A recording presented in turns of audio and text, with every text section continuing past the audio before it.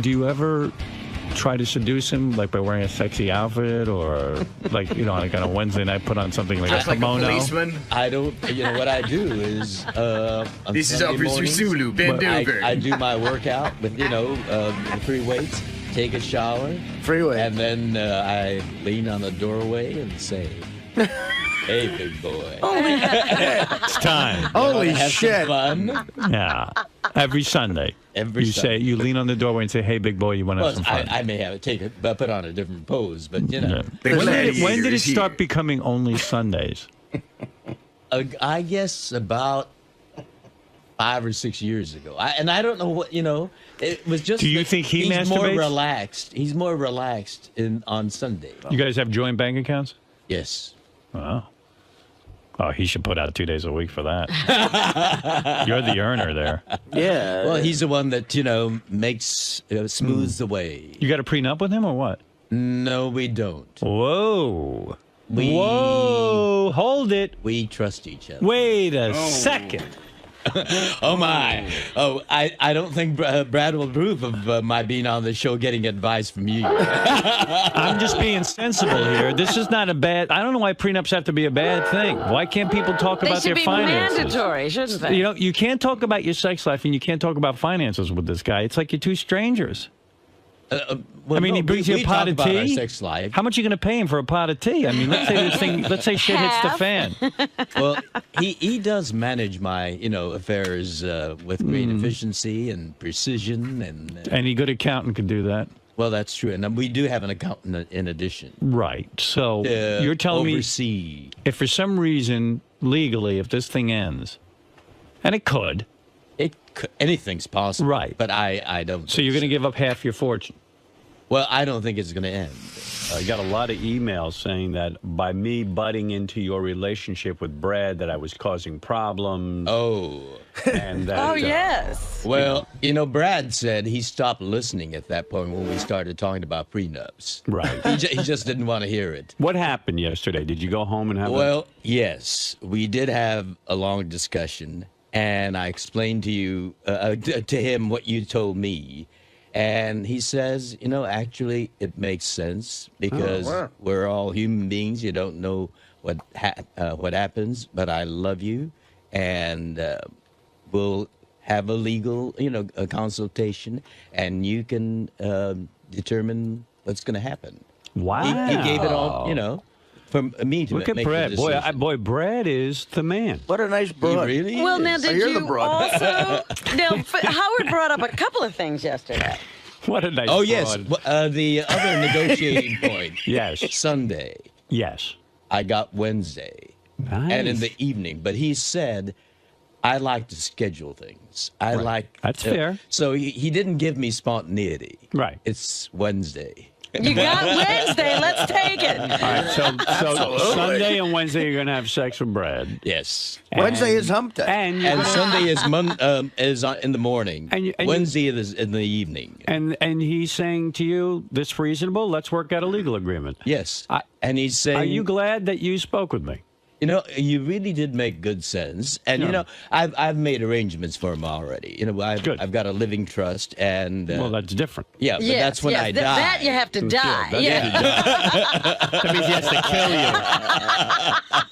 Oh no! If he kills me, it's a different story. I am so glad to hear what you were saying because I received so many negative emails directed at me. Many people were upset by my comments on George's marriage, and now. As you can see, I was not wrong. You improved things. I improved things. Now George doesn't have to have in the back of his mind through his whole marriage, oh, shoot, what's happening? Every time they have a fight. No, your advice is always very good. If you look at the newspaper today, Phil Collins, who is on his third marriage, do you know a third of this man's wealth is gone? He had 3 marriages. And that's a rich guy. Yeah, his first marriage. With all 3 marriages? Robin, let me read this to you real quick. Because I don't understand what you're saying. All right, let me clarify. Howard starting this dialogue, George, got you more cock. That's right. It has been beneficial. I'm great at getting cock. More cock, less talk. A good bargaining. More cock, less talk. And less cash. Let's see here. Marriage number 3 was No Day in Paradise. Again, a little pun. one of his songs. For Phil Collins, whose latest failed marriage cost him nearly $46.7 million. Wow. Believed to be a record for a celebrity divorce. Yeah, that's $2 million more than Paul McCartney. Yeah. I thought Collins, let me continue. Collins, 57, had to pony up the huge sum to 𝗦𝗵cie𝘄𝗿𝗍, 35, to end their 6-year union. 6 years? Yes, according to Britain's Daily Mirror. The soft rockers settlement tops the Paul McCartney deal with Heather Mills, which was estimated to be worth about $45 million. Collins and 𝗏𝗏 announced in March 2006 that their groovy kind of love had ended, saying in a statement that they'd been growing apart for some time. They only were married 6 years. Collins, who doesn't take his own musical advice about hurrying love, is no stranger to big dollar breakups. Wife number 2, Jill Tavelman, reportedly cashed in for $34 million after they decided to live separate lives. Collins ended their relationship by fax in 1994. London's Daily Telegraph reported that Collins has dished out, here we go, $84 million in divorce dough, which would be about a third of his estimated $280 million fortune. A third of his fortune.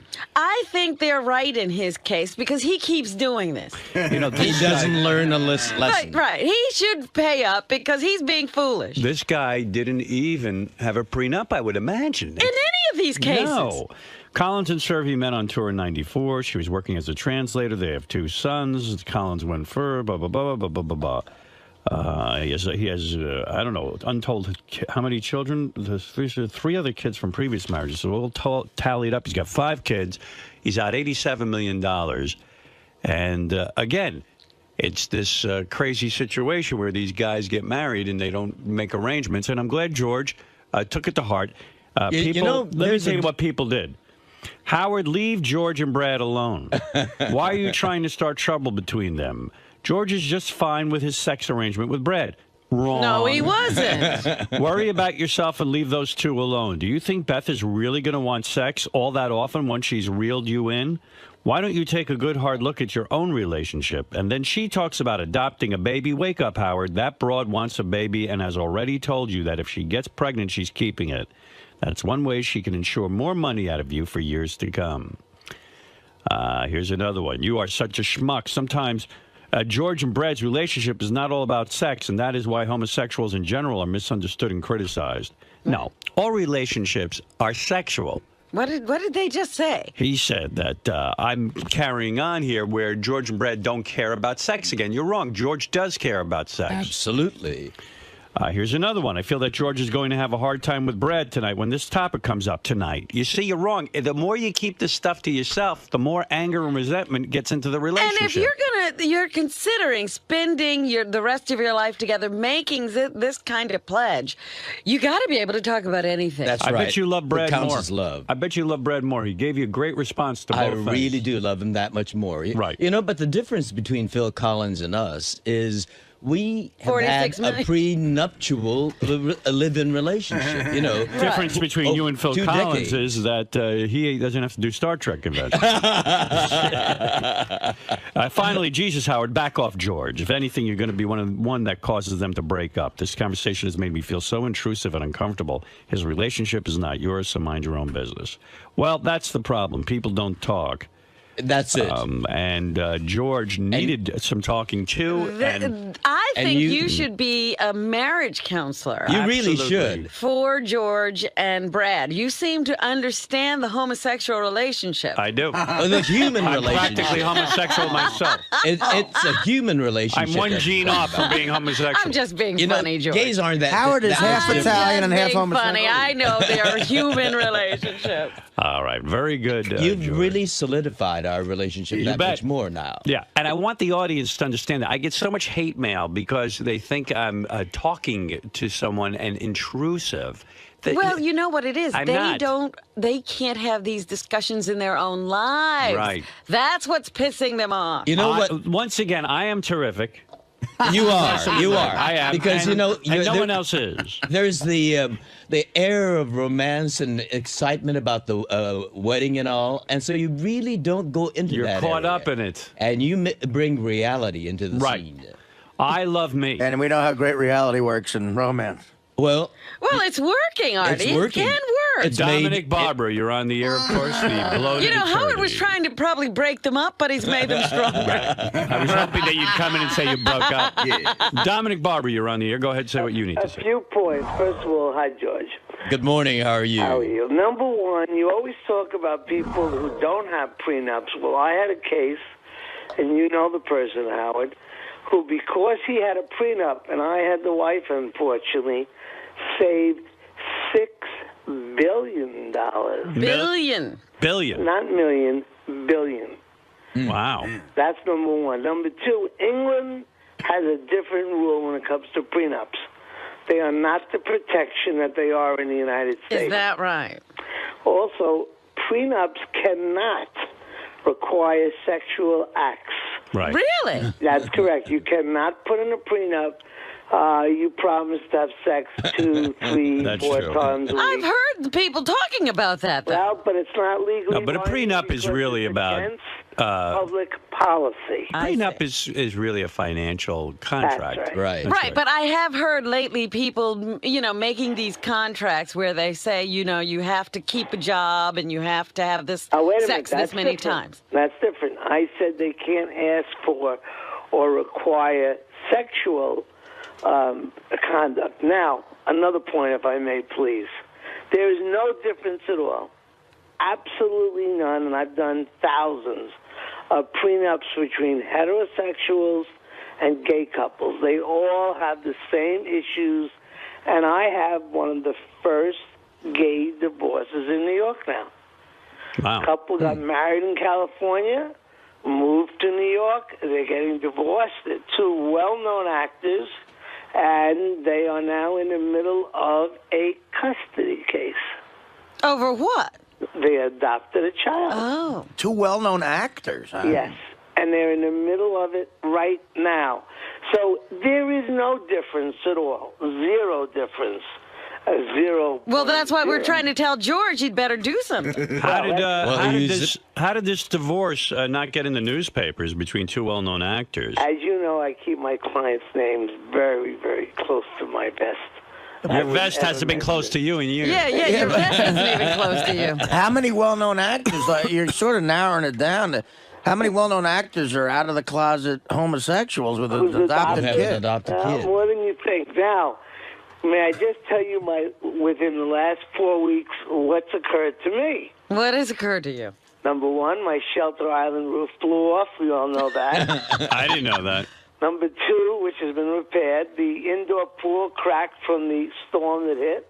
Jesus. Number three, as we all know, I had to dive in the water because my boat blew up In your underwear. in my underwear. And Sunday night, a car hit my limo and then drove into my building and knocked out 3 officers. What's going on with you? Who can't relate to Dominic's problems of his limo I'm getting hit and his staying indoor away pool from being it. fucked? He's every man. Yeah, and his Shelter Island house's roof. Yeah, how's your indoor pool? Wow, I'm sure there's a lot of construction guys. These are all that rich can't guy even take problems. this. Yeah, I mean, like, you shouldn't even have these things. All right, And thank you, Dominic. And I'm not even a little upset. All right, thank you, Dominic. Bye-bye. Bye-bye. my indoor pool. He forgot that the boat blew up.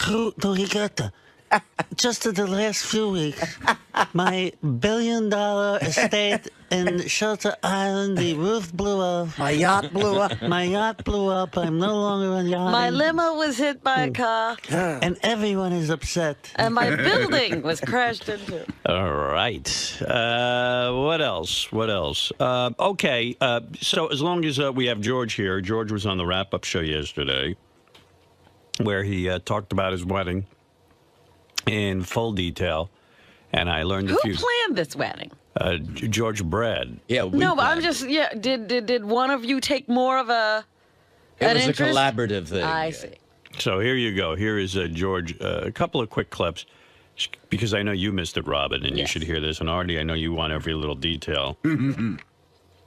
Here we go. This is just a couple of clips. Well, before the wedding starts, there's a wonderful, beautiful singer who's going to start out singing Climb Every Mountain. And then when we come in, we're gonna be marching down to one singular sensation from the chorus line. Oh my God! Are you going to be high stepping in Yeah, that's Oh no! We're just gonna be marching. Brad doesn't do high that. step. But I could see the you, Nazi like, goose step. I could see you kicking one leg out as you know, like in other words, you kick the leg out. I could be tempted to do that. That's a real gay wedding. We're show people, you know. Why we love show climb every mountain? musicals, and we have a bagpipe. You know, it's You know, why climb every mountain? Robin asked a good question. well, you know, there has been a struggle to get to this point. Oh, It's but been a George, mountain. forget that. This is all about romance. Yes, and the romance will be there. Brad's cock One is a singular mountain. sensation. It's a and- metaphor here. Brad's cock is a mountain, and George is No. the Edmund Hillary of. That's a ponderosa pine. All right, let's hear more details because this was rather interesting. As John Hine and Gary 𝗏𝗏, they get something out of George right. that we could not. We have one still cameraman, and we've agreed to give an exclusive to People magazine. And the rest of the photos that we don't use goes on AP's pool, so everybody gets it. So if I'm not out of line asking, are you paid for the exclusives? No. See, you should tell your publicist to get paid for the exclusive, and then you could donate the money, because you can get paid for those. And never thought of that. And then donate it to charity. And then if you donate it to want. charity. In other words, somebody might be willing, you know, InStyle Magazine is a perfect example. They do all these weddings. They might be looking for a gay... How much would they pay? They could be up to $100,000 sometimes. $100. $100,000. 100,000. Oh, 100,000. Yeah. Oh, told George- naive, innocent me. I told George if he's getting $100, maybe you ought to pass. It's a little insulting. Yeah, don't take 100. Hello, OK Magazine. I have a deal with People, but I want to give you the exclusive for the right amount of money. We'll give you $100. Okay, thank you. I didn't even know they paid that much. I don't mean to be greedy, but how about $125? Yeah, all right, Let's we'll pay start the bidding. Oh, tonight you can see me win $106,000, which I gave to charity, Right. on @𝗦𝗵cie on ABC, 9 p.m. Are you supposed to give away the 𝗦𝗵cie. ending? Yeah, why watch? now? Oh, well, that's true. We already know the outcome. You win $106,000? $106,000. And I was competing with Sherry Shepherd and Well, I can see why you'd beat her. She thinks the world is flat. Right. What is the show? it's called 𝗦𝗵cie. Is it a new show? It's a new show. It's a summer, Summer a replacement game show. show. I believe the show I've seen. It's where you sit there and you have to bet whether or not the person will do a certain stunt, whether they can Exactly, some preposterous Yeah. activity. Like one of those on our show was a German guy who can lick a CD, and by his licking, he can tell what the song is and who the artist is. That's ridiculous. Isn't that preposterous? Yes. But anyone who claims to be able to do something that outrageous, has got, there's got to be some legitimacy to it. do it. So Sherry Shepherd bet that he could do it? She bet he couldn't. And I bet he could. And Wow, he did and it? he did? And I won. Yes. You're telling me the guy could lick a CD? And It tell was what the amazing. song was. Yeah. Well, how do you explain that? Did the guy Well, explain he it? apparently has very sensitive tongue, and he gets a lot of practice at There's it. probably some real small print on this thing, and you look close, and you get. What song was it that he was able I to can't identify? remember what it was. We gotta get did that it guy last in year, here. actually. I can't even believe what you're telling me. It Isn't was that amazing? Lick Or- It Up by Kiss, or which thing's Lick It Up, Doc? We got to get him in here. I want to see that. Yeah, They flew him over from Germany. I think he's Yeah. from Munich or something. Who is It has to Sherry be. Shepherd? She's on The View. She's that she is? fat black chick who thinks the world is flat. She was said, I don't know that the world is round. How I've do you never know that? seen it. I've never seen the world. Oh, that broad, yeah. Oh, she's funny. She's a fucking piece of work. I've never seen the world. Have you? Have you seen it for yourself? How you know the world is Prove round? it. Prove it. And she's never seen anyone lick a You CD. don't know OJ did it. Prove it. You don't have a I didn't videotape. see it. You didn't have a videotape of that. I think the World Trade Centers are still standing. They just got some invisible paint on those motherfuckers. Sherry Shepherd. That's a genius. Will there be any Star Trek element in the wedding at all? Now, this might look and sound like a Star Trek element, but they really are good friends. Our best man's going to be Walter Koenig. Oh, great. Who played Chekhov. And the best lady, initially we were calling her matron of honor, but she didn't like the word matron. So we decided on best lady, and that's Nichelle Nichols. Oh, that's great. That's awesome. But it's got the Star Trek element, but you're doing it because they're really your They friends. really are genuine. We have them over for dinner, and we've been over to their home for dinner parties at each other's house, and Walter was the first one who kind of smelled who I really am. Right. And that was all right. Let me smell your ass. Was your ass burning from a night before? George, I meant to say smelled out. You can totally sell. Walter. He smelled. Walter figured out that you were gay. Yes, he did. How did he know? I don't know. There must be some. Maybe he can lick He you. has gaydar. He can lick you and tell what you are. Howard, Walter was sitting next to him for what, 3 years? I'm sitting. If I didn't know, I think I'd know. Well, you know how I first knew that he knew? We were standing at the coffee room. In the morning when you get into makeup and you report to the set, you hang out at the coffee room. Right. And we were talking to each other, and he started making these gestures for me to turn around and look, And so I turned around, and behind me was an young extra, a gorgeous-looking young hunk, wearing the tight Star Trek uniform. And then that's when I knew that Walter That he knew. He was trying to help you get laid. Right. He was pointing out something you might like. He was your wingman. He was my wingman. That's a weird way to And tell now you, he's though. my best man. Right. But that's a weird way for you to find out. Like, how did you react to that? Like, did you say, hey, thanks? Why would you show me a young man? I want pussy. Right, I mean, I guess I'd sent out enough messages already by that time. Right. You mean by He'd seen talking and just acting? He'd like seen yourself? me, admiring some of the extras. And, Right. And dropped enough hints. The kind of extras that I looked at. I mean, we had some gorgeous girls too. Alien, Sure. green-skinned aliens on the set, and I looked at the green-skinned men rather than the women. The dynamic more with than- the dynamic with extras on those shows, they're not allowed. I don't know what it was like in the '60s, but like at Mad TV, You make we it didn't have sound a like budget. We didn't have a budget for stand-ins, so we had to do all that camera blocking ourselves. Right. The extras would come for it because they had to be there too, and I guess there were enough incidents by then where extras were not allowed to talk to us unless we spoke to them, and it was so odd. And there was sometimes when there was a really hot chick that there was a couple of guys in the sketch were trying to figure out how to approach her, and I banged a couple extras myself there, but you feel like you're preying on these needy people. It's almost like vampires when they have those people that service them. You know what I mean? The humans that they Yeah. drain every once in a while. right. One of the guys on the show was just a real ladies' man. He wants to fuck like 400. But I mean, but they're walking around in these ridiculous sketches and stuff like I'm in a pig outfit or whatever.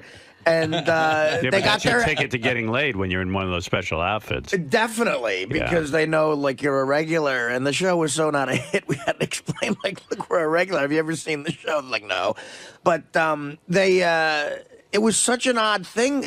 I mean, I don't want to badmouth extras, but there's lifelong extras out there who make, 60, 70 grand a year doing extra work. It's what they do for a living. Some of them even give up on becoming mainstream actors. They live out there and they have a community together. And most of them seem to be odd, like off-center people, Right. Like a stalker thing. But some of them were just these young, smoking hot fucking chicks. Who want to figure out what's going on in the Yeah, they're business. trying to Definitely, Yeah. yeah. recognize. Yeah. So, George, when you were on the set, did you ever gay bash at all or talk badly about gays to try to hide that you were gay? Like, oh, look at that guy. He's a girl. No, I did not. I put on the facade of a liberal, and try to get people to be more broad-minded. Well, you are a liberal. I am a liberal, but That wasn't a facade. But a heterosexual liberal. But it was not a like, gay liberal. Right. I'm fine it was a with straight gay guy people. I'd fuck a guy. I'm totally straight, right? I mean, Like you would be the guy who go, I'm not gay, but I certainly understand that their was me. rights. Yeah, right. I mean, yeah. I really didn't make that preface either. Right. But I just gave the impression that I'm straight, but Yeah, you would say like, I need understand. some pussy, but I certainly understand the need for cock. Last night's pussy was great, but it could have been cock. Did you bring women to parties because you wanted to keep people off the... I did. Yeah. I did. It was poor broads. They thought something was going to happen. thought they were And there were marrying George. premieres, and you had to have someone on your arm. Right. What a waste of time. I got into this nice dress and The nothing's term going to was happen. beard. Isn't it amazing how much time you waste in life with that kind of Right. It really is true. It is. It was the late... I mean, there were some became very good friends, Right. and others, were kind of ornaments, Right. that, had for the. Here's George from the wrap-up show yesterday. right. This wasn't what I'd call creepy, but shocking. I was at the baths. As a matter of fact, in Indianapolis, Indiana. Oh my. They have baths I there? mean, Middle America. Right by the Capitol. And I was there in a different capacity. I was there for I was on the board of the Southern California Rapid Transit District, and we had a transit conference there. And so I wasn't in the Star Trek, context. But one night I went to the baths. And this was pre-Brad. Right. And there was this gorgeous young guy, blonde, Indiana. Corn-fed. And It was Larry Bird. I was following him in the corridors, and he went into that room, and I kind of leaned on the doorway and and said, "Hi, how are you?" And he looked up, and I saw his eyes light up, and he said, "Sulu." And suddenly, that prickly sense of, oh my God, and the sense of, I was starting to get excited, and all of a sudden, limp. Wow. Can I say George is the It's best a real- guest we've ever had? Is it a turnoff when they go Sulu, huh? Because you don't expect, you expect you're anonymous, Right. and suddenly they recognize you. The Yeah. whole thing was the mystery and excitement of anonymity. Is that your phaser, or are you just happy to see me? Set your phaser to stun. It certainly is on stunning. By the way, George did admit that he has a type of man that he's interested in. my Really? Yeah, listen to this. This is not the most diplomatic, but there are certain types that are my type. And Howard's a wonderful guy. He's got a great mind. He's got a great personality. He's a tremendous interviewer, and I have enormous admiration and respect for him. But given this nature of my description of him, I think you get an idea of he's not quite my type. So, I know for some people, the quality of the personality overcomes the looks, but not in this case. You need the physical attraction as well. Well, Brad was a fantastic human animal when I first met him. When you see him now, we're all, on that treadmill, and he's no longer the lean, muscled racehorse that he was. Well, as a matter of fact, I wanted to capture that, so I got a very fine artist, Denis Ponti, to paint him as he was then. Oh, that's great. I wanted to remember him, nude. And as a remembrance of Brad now, I got another great artist, Don Bacardi, who you may have heard of, to do a nude of Brad today. So I have a Before and after. Jesus. George, Wow. why not just take a photograph of the man? I mean, why? Yeah, why are you always having these guys paint him? What is with the painting? I know these wonderful artists, great artists, you know. But I mean, And, that means Brad's got to be there nude and stand there and pose for hours. That's the rough part. He said it was difficult. And so the second time around with 𝗏𝗏𝗏𝗏, he chose a sitting down position, not standing up. Well, and Brad likes to be nude and pose for hours in a reclining position? Well, he comes from a nudist family. When he was a kid, of course, his parents took him to a nudist camp, and you know, in the summertime. I'm just saying, it's Turned a lot him of. gay. It's a lot. I know he's busy running your empire. I mean, it's a lot of hours standing there nude in front of these painters when you can just take a photograph. Well, with 𝗏𝗏𝗏𝗏𝗏, it was just one day. One day. Yeah. One day of posing. That was all he could take, 𝗏𝗏𝗏𝗏. Now, have Brad's parents gotten out of prison he yet? wasn't the lean racehorse anymore. Yeah. Well, all right. Oh, I'd love to see these before and afters. I Where are these paintings? Where can we see the paintings? It's in the bedroom. Oh, both of them. You think we could get So we won't see him unless you bring him out to the living room. I would love to see. I would love to put on my website. Artie here, recline. No, that day will never come. Would you like to see? He won't allow it. So when guests come over, like Nichelle Nichols and Walter Koenig, and they come to your home, They've never seen them. You don't bring them to your bedroom. Well, but you know they're in the dressing room part of the. Walter, can I freshen up your Booey? And would you like to see Brad's cock? 2 times. So the paintings, they live in a room that is a closet, so to speak. So that Well, the dressing area. and you never bring people into there. No. What about cleaning people? They get. Oh, to the see. cleaning people see. Oh, they have to see them every they day. have When you hire them, do you say to them, "Look, Well, it's Adelia. Adelia, do A you woman. say to her, listen, there's going to be a nude picture of Brad. I don't want you to get frightened when you walk in there." You know, I don't remember mentioning it to her. She just cleans. you Right. know, and she did make a big thing out of it. Do you ever pleasure yourself to the picture? Do you ever look at it and In whack the off? shower? No, I can't see it from the shower. Right. Okay. All right. No. All right. You're a good interviewer, Howard. Nichelle, have you seen Brad's painting? And well, anyway, there's a couple of moments from the wrap-up show that I thought I'd share with you. Indianapolis, you don't think I've been there. It's you don't right think across there's the gay street. bathhouses. Yeah, Really? You know where the Never Capitol guessed. is? Yeah. It's right on that street. I was right there. Shit. Isn't that something? You messed up. When you hire It's very discreet. When you hire a painter to do a nude of your man, does he ever make the penis bigger, like slightly bigger, to just sort of be complimentary? Well, as a matter of fact, Brad, I shouldn't be talking on the air like this. Come on, George, it's just us. Oh, it's just us, yes. The just audience four. knows every fucked up part about the rest of us.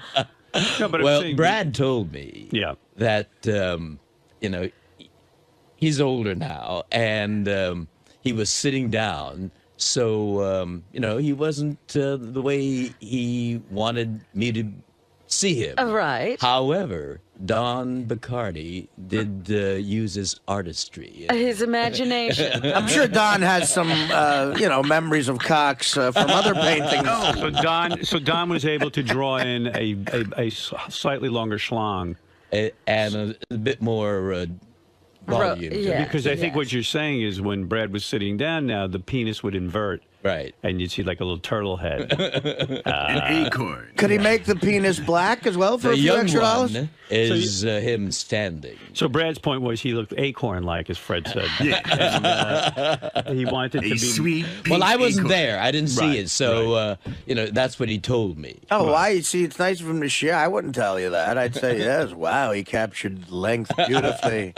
No, we have an honest relationship, and he tells me everything. And in the first painting, was Brad erect or was he flaccid? He was flaccid, Flaccid. but, you know, very But well hung. Fully on display. Are the artists now, you don't have to answer this, obviously, but are these artists gay themselves, or? Well, 𝗏𝗏𝗏𝗏𝗏 was Christopher Isherwood's lover. So that means he's gay. He's Christopher's a guy, right? Yeah, you can't figure this out. Who's Christopher Isherwood? He wrote 𝗦𝗵cie𝘄𝗿𝗍, And that became a cabaret. How did I not know him? In musical theater. All right, so this guy, so another, if let me ask you something gaydar-wise. If someone on our staff wanted to take a nude picture of a young boy and was going to, do you think it's odd that a heterosexual guy could do that, or do you think he might have some gay tendencies? No, painting's well, a artistry is an art. An artist is an artist. Artistry is. Well, this guy's not an artist. No. Matter of fact, he just wants to take pictures of a young guy. Oh well, no, that's not art. No. Is Brad the only lover you've had painted, or have you done this with other men? No, just Brad. Just Brad. All right, so there's These are not a whole expensive, no whole gallery. No, there's Right, no really, gallery. there's no rogues And gallery. Brad wouldn't allow it either. Let's say I want a nude of Beth. Okay, I want it painted. How much money does that cost? Well, it depends on the artist. Right, of course. Denis was at that time a young, upcoming artist. Yeah. Don is an established. And, So how much for an established artist to paint someone nude?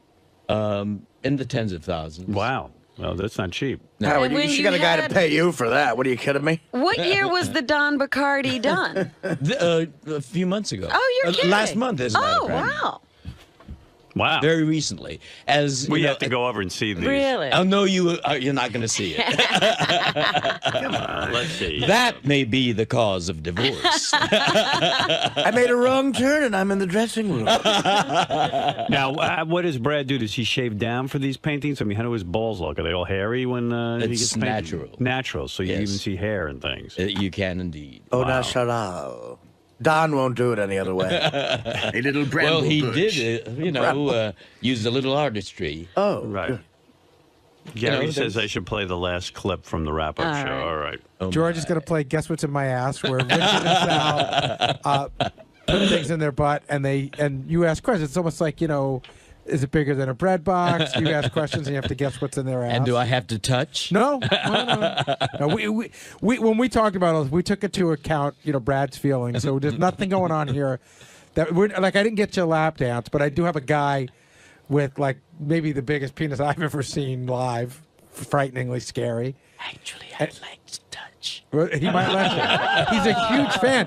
The funny thing is, he's not a fan of ours, but he's a huge fan of yours. Oh, really? Yeah, he actually doesn't like us at The all. really hung guy. Yeah. Oh, my. So anyway, I don't even know that I finished the clip of The last one? George talking about me, but he is not attracted to me. Well, Physically. Yeah, that was pretty clear. Your mind is very attractive. It's a shame it's not in another body, is what he's saying. I'll tell you, gay men are not attracted to me. Why is that? Me I mean, neither. none of them. I Thank think God. I'm as good looking as Brad. I do. I mean, come on. You're a young, lean racehorse. That's right. And I'm You in are. better shape than Brad. Show him your abs. See if you can turn him on. It's all right. At the bachelor party, I'll be wearing a belly shirt, by the way. I don't know if you know Oh, that. really? Oh, No. yes, I'm wearing Good. a short We'll shirt. give you Oh, a my. lap I may dance. change my opinion. So when I dance, my shirt will ride up. Right. You'll be able to see my muscular abs. Who on the staff is your type? George? Yeah, we did. Did we find that out? I'll tell you who his type is because I've caught him looking him over. I know he likes Will. Oh, right. Young yeah. Will. Yes, Young that's his Will. type. And I think he even likes Gary a little bit, Delabate. Do you like Gary? A little bit. Oh, well, when you put him beside Jared Fox. Oh, Right. forget it. There's- Oh, I forgot. Yeah, see, Jared is an Adonis, Funny, right? George probably knows 3 or 4 people's names here. But Jared Fox, he knows both names. Jared is hardly ever in here, and he knows JD is seething right now because Jared is his enemy. And Oh, really? Yeah, I And didn't know that. you don't Why? remember, you don't know JD, do you? I know JD. Yeah, JD. But why does he I'll tell not you like why. Jared? He's I'll tell very you why. likable. I'll tell you why. Well, Jared had the JD audacity to wear a pimp outfit at Halloween. JD is the opposite of Jared's Mr. Popular. Yes. Jared gets all the girls. Yes. Jared goes to the Halloween party with girls, and he's a pimp, and he has a big attitude. And JD doesn't get any of this kind of attention. And even now, you're attracted to Jared and not JD. Yeah. So. Well, no, JD has, his... Well, JD's a twink. he's- That's not your thing. He's interesting. And Right. You like JD too? Well, I mean... No. He's cute. We get it. You don't have to go into detail. So that's why JD is resentful of Jared. Right away, you're Jared. You don't fine. even Jealousy. like him. I mean, here's the difference, George. What's JD's last name? I thought it was D. D. No. So my point is.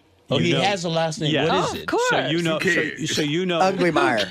So you know Jared's last name, but not JD's. And that's why he gets upset. Oh, well, I He's better find jealous. out his last name then. It's Harmeyer. Harmeyer. Yeah. Yeah. Real Oh, sexy. JDH. How quaint. JDH. I gotta tell some people, like, because this reminds me of Miss Howard TV yesterday, like the mindset of comedians, like the guy thing, the sex thing, still it overrides any need we have for compliments about being funny. Like that chick yesterday saying she's not attracted to me sexually, but she thinks I'm funny. Like after she said she's not attracted to me sexually, I don't hear anything else she's saying. Right. Like You were done. I would rather her go, "You're probably the worst comedian I've ever heard. But I'm attracted to you. Horribly unfunny. When you try to make a joke, it's embarrassing. But God, I want to fuck you. Like that's what we want." Let's get over to Lisa G, who has an update for us. Lisa G from the Howard 100 News Department. Here's Lisa. Hey now. Hey now. So I texted 𝗫𝗄𝗿𝗱 yesterday. Yeah. She said she almost drove off the road Uh-oh. when you offered her an invite to your wedding. So I'm is not the sure. invitation real? I'm not sure because I spoke to Beth last night and I said, "Are we going to invite 𝗫𝗄𝗿𝗱?" And she goes, "We have no room for anyone else." And Oh, Howard. but what she already thought. Well, why did you Well, tell her she's invited? I didn't say she was invited. You said you were going to call Beth and have her Yes. invited. I was. Well, that sounded like an invitation. Yeah, it sounded like an invitation to me. And also, And Beth said, "Well, gee, I'd love to have Jillian there, but where are you going to put her on the floor?" Jillian, would you stand in a corner and not eat? Yeah. She would. She would do that. she thought maybe she got Sal's invitation. No, as a matter of fact, I Is think Sal going? no, that's definitely off the table. No Sal. He is not getting the call. But you know what it is? Beth described to me that she over-invited, and what she was hoping is that a couple of people would not be available. yeah. And there are people we invited who live around the country who can't come. But the rate of people not coming is not that high. It seems as though only 4 people can't. Brad and George, being 2 of them, can't come. Yeah. Which is very sad. We're going to be on our honeymoon. Oh. Well, what South better place to honeymoon than in Yeah, New our York? regrets. No, we really would love to have been there. Right. Yeah, that would have been fun. Yes. But you know what, Gary? Do me a favor. Write Beth a note right now that Lisa yented it up with 𝗫𝗄𝗿𝗱. And now Jillian. No, come on, Howard. It sounded like you were going to No, invite but her. Lisa. I didn't say. I just said to See, her, what did happens is you get on the phone to these people. No. And I they said, get excited. I said, did you hear the show today? Yeah. And she said, yes, I almost drove off the road. Right. So And she heard it the way I heard it. You wanted her to. I said I was thinking about it. I don't know. I have to listen back to the Listen tape. to the tape. But Actually, what happened was, but still, Lisa should have gotten your permission. You said, Gary, write Beth a note and tell her to invite 𝗫𝗄𝗿𝗱. Right. And then Beth wrote me back and said, "I'm all for it. Where are you going to put her?" I said, "I didn't realize. I thought maybe we had a couple of slots open, but we don't." We have to fire Lisa. Now So, Jillian's what's- driving off the road again. What's the final answer? Lisa's a pain in the ass. I am You really are. I mean, I I am understand. not. I You understand. started this Yeah, news come team. on. I understand you're doing your job, but you have no idea. I'm trying to fly under the radar here. Now, Yeah, the king of all media. No, but I really, you know what? I got to tell you what happens to me with this news department. It really was a mistake. I told you it was a thing I'll tell you why. didn't want to do. I wanted the news department to cover everyone but me. Cover Robin, Fred, Gary, Every time or they try to cover me, I say, this is the Howard Stern news. Get Right. away from me. Yeah, I don't get it. in other words, like cover the whack pack, cover different elements of the show and stuff, and have a live presence when we're not here. But the fact of the matter is, You know, there are things I don't even want to talk about Of on the air. course. And then the news department starts entering it up, and then I'm forced into it. I said you created your own paparazzi. I did. You created all this stuff about your wedding. You keep talking about it. I went down to get my marriage license yesterday, Oh, right? did you? I'm looking over my shoulder to see if this Lisa G is See, now following you're me. ducking to avoid the Wow, people where'd you you go? employ. I'm not saying because City you're. Hall? I'm not saying where Did I you went. miss that story? I know. I thought you were monitoring City Hall over their website. Your webcam. Lisa claims she can go and watch the webcam in front of Yeah. City Hall, and she And was, see who's coming in? and she would watch to see when I'm going to get my I marriage thought I license. saw you on a bicycle. Think I'm going to bike in? Bicycle. No, out at the beach. You know, when you Oh, you get thought he was getting it out there. Yeah. when you get a marriage license, you got to bring with you a birth certificate, a driver's license, and then if you've been married before, you got to bring your proof that you're divorced. And then it hit me like a fucking ton of bricks. Like, oh man, I've been married before. Yeah, what's up with you? This is my second time to the party. I said, gee, and I got real nervous. I go, That's kind of crazy. what if it does? What if I'm Phil Collins? I'll be on Yeah. wife number 3. What if I have to do this again? Because they only give on the form, they only give you 2 spaces. I think, Oh, what do you do now, a third one? if you have a third marriage, I think they got to make a whole addendum. You got to flip the page. Elizabeth Taylor has like a booklet. Well, each time you have to show Now, your wait a divorce minute. papers. Let me ask you something. If you've been divorced more than once, Well, imagine when Larry King goes down there. He has to bring do a you trunk. have to bring all of the divorce papers? Larry King has to bring with him a vault. He has them stapled together. Yeah. I need another form.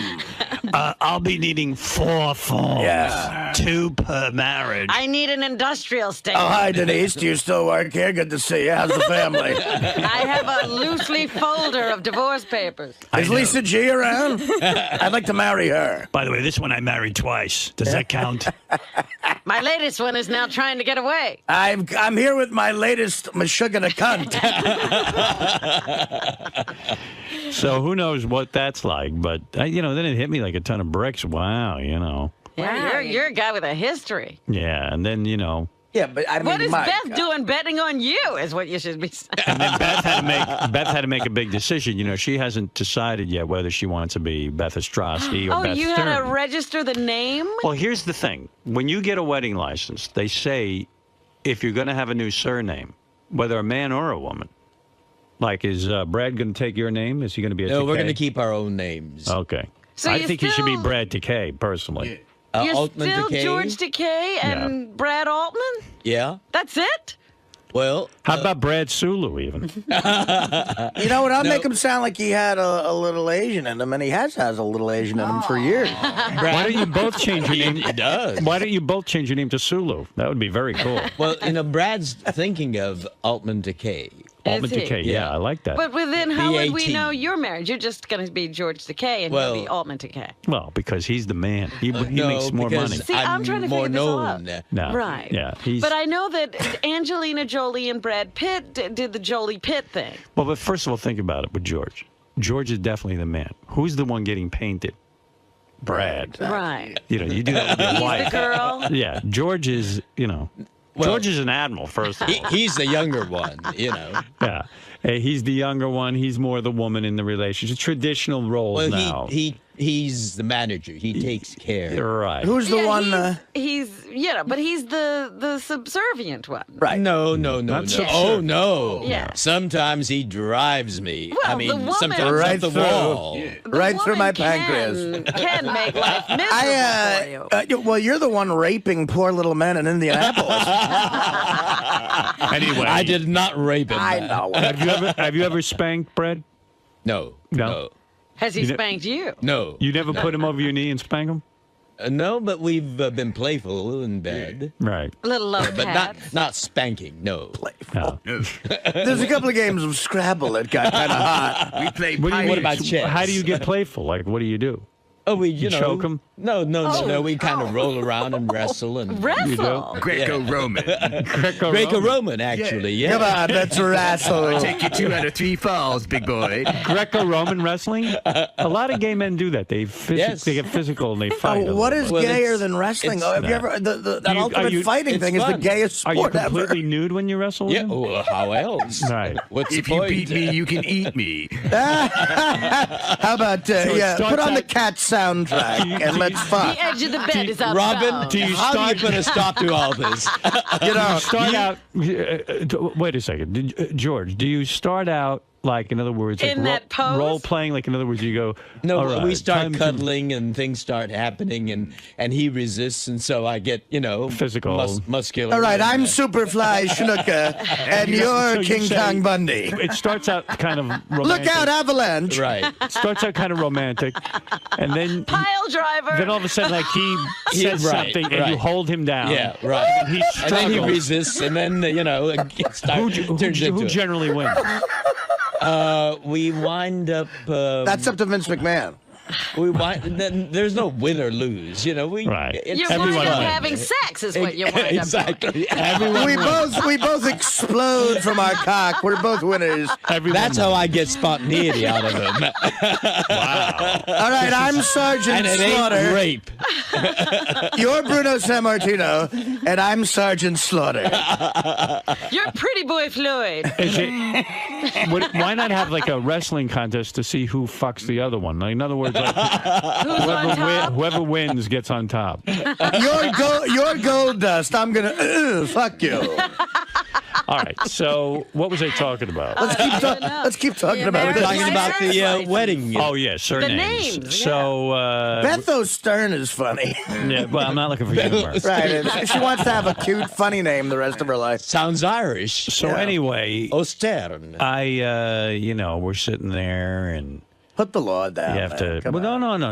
It doesn't. It's up to her. So all of a sudden they say to surname. So she goes, "Well, I'll leave that blank." And the guy explains to her that if you leave that blank, and then you decide you want to be Beth Stern, you then have to go through a whole nother ceremony. You got to go through a court thing, right? Yeah, a court thing, and almost like getting married again. Oh, really? It's such a fucking hassle. She says, "Well, so if you do it now, it's all taken care of."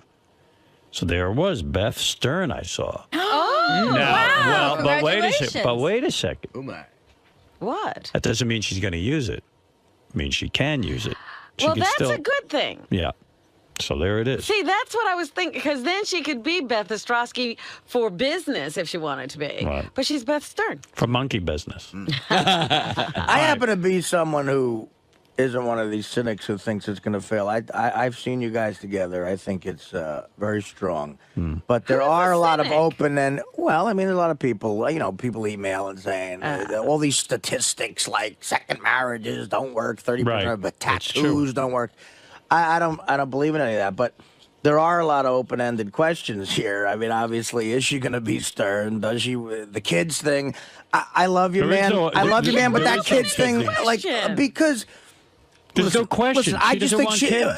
Okay, but if she, you're saying if that changed, she's going to come to you and tell you and you'll end it. That is so much easier said than done. Well, I know. I mean, my God, she loves you so much. That's going to be a very difficult thing to do. But we know that. But other couples, in fact, there was a new statistic out about how many women over 40 are childless. It's a growing number of people. And they're lucky because this is not an unusual thing. They're also godless. Listen, there are two women in this room right now. Lisa G, Robin Quivers. Both of them are barren. Barren? That's right. They're without children. Baron von Munchausen. And they are happy. You don't know what's in my past. No. And really. And if you really want to get technical, there are three women in this room. George. Baron.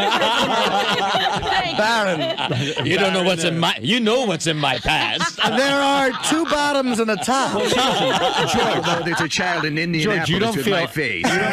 You don't feel empty that you don't have children, right? I mean, you're fine. We have our life. surrogate children, Marcus and Hannah. No, my grandniece and nephew, who live, just 5 minutes away, and they're over all the time. So you have that outlet. Yeah. You know what I like about Brad and George? you seem to be happy being gay men. You don't want to be a woman, right? You'd rather be a gay man. We're not men. Not We're a men. woman. Yeah. Right, yeah. I mean, because some gay men. Up No. We are who we are. Some gay men don't want to be gay men. They seem to want to be women. And if you ask them if it was medically possible for them to have a child, they'd want to bear a child. Like, you don't have that. No, right? no. Right. If we did have a child, I bet you George has been in drag a couple of times. no. No, what about Brad? Not that I could remember. No, Brad hasn't either. No, we Does have Brad not. privately have a girl name for you, like Sally or No, nothing like that? Come here, Sally. Long toes. You know, of all the greatest Stern Show crazy fan theories, I forgot about this. A few months ago, I was on the road, and months ago, and it was in Cleveland, and a guy told me that he's positive that Anthony is Robin's son.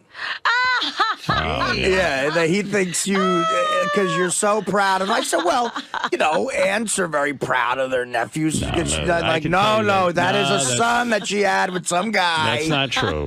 Who's Anthony? Anthony's Robin's nephew, who's actually a brilliant kid. Lisa, you don't have kids. You're fine. You're a very fulfilled woman, right? Yeah, I don't have any regrets. I think that's a very unhealthy thing for me to start thinking about, and then it just starts snowballing. What about that sweater? What about your waistline? I'm fucking with you. Let me try to put that sweater on. You can be catty. Can Artie try on your sweater? Let me try to put it on. It'd be funny.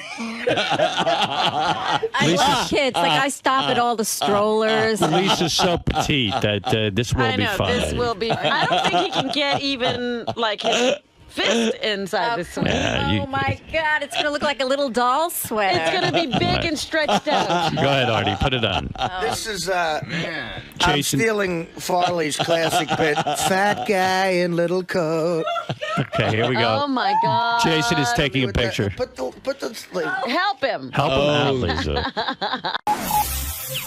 This is the best of the wrap-up show. A recap and behind-the-scenes look with John High and Gary 𝗏𝗏𝗏𝗏. The best of the wrap-up show begins now.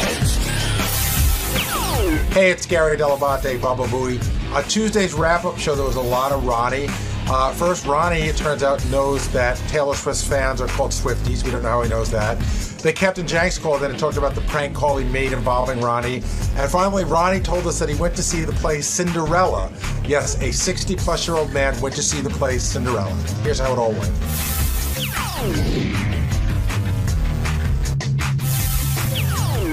Another argument that we had, sort of, I wouldn't say argument, but discussion we had before the show, and then Howard picked up on it during the show, was about Taylor Swift singing along to all the acts. Some people felt that she was doing it for camera time. I'd asked JD, but he can't come down here right now. How come? What's he doing? He's in a meeting, but he does feel that way. I'm with as JD. Do you. And I and Steve both feel that she's a young girl who just likes music. I think that when you go to an event like that, where you're really the focus of attention, she's not just anybody going. Agreed. She's the focus of attention. Yes, you should go and have a good time, and there's a party that says, hey, I'm going to go do what I want and be who I am. But there's another party that knows that every little thing you do, the camera's picking up on. So I think that her singing every song is a move. It's a move to get on camera. I disagree. I think she's just singing along, and she's enjoying the music and being a 23-year-old girl. Can we tell the audience that you, off the air, refer to her as Tay-Tay? On the air, I've said Tay-Tay many times. So you're in a whole other league. Look, just because I've seen her in concert 5 times. Have you seen her 5 times? 5 times. I'm going again, right? Are you? End of March. What city this time? It's local. Going to Newark. John's he's like the Grateful Dead. He's like a deadhead for Taylor Swift. What do they call them? What? Taylorheads? Do they have names? Taylorhead road groupies? Swifties. How do you know that? How do you know that, Ronnie? Don't worry about it. No, how do you know that? I'm smart. No, how do you know? I'm a goddamn genius. How do you know what Taylor Swift group is? I have 2 teenage daughters. What's your reason? Yeah, I have a teenage girlfriend. Is that why you know? Is Stephanie a big Tay-Tay fan? She likes her. Do you like her? Not particularly. No, not for you? No. Not your speed? She is cute. I got to say, she's a cute kid. Yeah, she's well, whatever. She's very all-American looking. Yeah. And I don't think her music's bad. Some of it, not all of it. Steve Brandano agrees. I see him shaking. I think it's funny because you don't think her music is bad. I'll give you 10 other artists that like dance around her genre that you would probably hate. That's true. I like her older stuff, like Tim McGraw. But anyway, let's get Ronnie. I'm glad. I like her Greetings from Asbury Park album. I'm glad you're here. Oh, are you really? Yes, I am. Oh, because good. before getting into David Spade, I did want to ask you about that prank call that Jenks did because apparently you weren't a big fan of it. Not that it wasn't a big. I mean, he got upset because I didn't knock him on the news. I just said I was, I'm friends with a lot of cops, and it was a whole cop thing, and cops were getting shot and killed that day, even. So Was it not fun and not funny? It was no. I mean, his stuff is funny, but you know what? He got all bent. He started knocking me on Twitter because I said, because I did the news story with Lieberman saying, that I wasn't too thrilled about it. But, I didn't say I hated it. Do you think Jenks did the wrong thing by doing it? He never does the wrong thing because he's always doing those phone calls. So, He's done a couple of calls I think he wish he could take back. Are you pissed at him? No, not at all. But he's pissed at me. Jenks, are you pissed at Ronnie? Jenks, you there, buddy? I'm not pissed at Ronnie. I was just bummed out that because I thought he would think it was cool. When I did the prank call, there was no reports of anybody being shot or injured. I did it before any of that stuff went down, and I didn't hear it till that night after this all went down and the cop was shot and then he died. He had already died. And Jenks, in all fairness, nobody had been shot or killed that day. He'd already killed 4 people. But the thing is I don't do this to make fun of a tragedy or to make fun of people being shot or injured. I do it to show that these people on the news, after 25 years, they still can't stop it. They still don't check their sources. And, I let it out that it was a prank call early on. I didn't keep everybody on about it. And I kind of figured, Ronnie, it would be good for the block party. And I just could imagine all the phone calls that you must have fielded within the first 10 minutes after me doing that call. I agree with Jenks, by the way. I know he does these during some pretty weird tragedies, but to me, it's always a mad rush to be the first to get the scoop. And it almost seems like these news organizations care so little about what's going on and care more about getting the person on. And I agree most of the time, 99% of the time, it's not a bad thing. There's like 1 or 2 that he probably shouldn't have done. Well, Jenks proved that, I thought, with this call. Jenks, she would have talked to you all day. What's that? She would have talked to you all day, it sounded like. Yeah, but I kind of got nervous because, again, I was thinking, well, if there are people, if you would have watched it that day, you heard that the reporters and everything, they were getting in the police's way from doing their jobs. So, I mean, me doing a prank call to that show was probably just, I think, was just comical. It was just to show that these people were so willing to put anybody on the air without checking any sources that I could at least get through and do it. I just didn't want to string anybody along. You know where I thought Jenks used to shine for me? Jenks, what is the Philadelphia version of, I guess up here, it's called the DOT. What is like the Department of Traffic, like the roadworks people? What are they called? Right. It's called PennDOT. PennDOT. Every single snowstorm, he would call as the head of PennDOT and always get on it. I would think, how do these people not know who that is and what his number is? And he would they go, now from PennDOT, we have this guy. They put him on. Jenks, you're a master of your craft. But, Ronnie, you're not mad at me, No, right? I never said I was pissed. I just said, if you listen to Lieberman's story, I never said I was pissed. You weren't pleased, though. But I just wanted to make sure you didn't have a problem with me because I'd be bummed out. I was bummed out that you didn't like it. It's not that I didn't like it. I'm saying it's not that I didn't like it. It was just, I don't know. At the time, it just hit me the wrong way. I don't know. All right. Thanks, Jenks. We're all good. What did you do for Valentine's Day? What did I hear you saying? Hey, listen, you're going to Taylor Swift. I went to see Cinderella. I'm going with my daughters. What did you do for Valentine's Day? I went to see Cinderella on Broadway. My God. How was it? Why? Because that's what Stephanie wanted to do for Valentine's Day. She's into Cinderella, I guess. I don't know. She thinks you're her prince. Yeah, I am. I am a prince. I got a, we sat third row. I was a prince. Someday her prince will come. Yeah. How was exactly it? After I'm gone. What'd you think of the show? It wasn't that terrible. I didn't fall asleep, so it wasn't that bad. Actually, they added a little humor into it. How so? And they made little jokes here, here and there. I got to ask you a question. Good. I'm not being facetious about this at all or anything. Were there mostly kids at the show? No, absolutely not, dude. It was all adults. Really? Yeah. I wonder why. And it's not even open yet. It's in preview, and it was sold. It's been sold out for date. Really? Who's in it? Anybody big? Any big names in it? Not that I know. Not even in my day. No Angela Lansbury. No, there was somebody. I forget who it was. I recognized one name. Did they cast well? Was Cinderella? Yeah, she was hot. Yeah, she was definitely hot. Did she look good when she was working the house, or when she became, Oh, when she became Cinderella, she's in this hot gown. I'll tell you what, though, the effects, the live effects that they had on this show are amazing. Yeah? I mean, like, the dresses, they like changed right in front of your eyes, and you didn't even know they changed. Like Kelly Clarkson's dress at the Grammys. Yeah, exactly.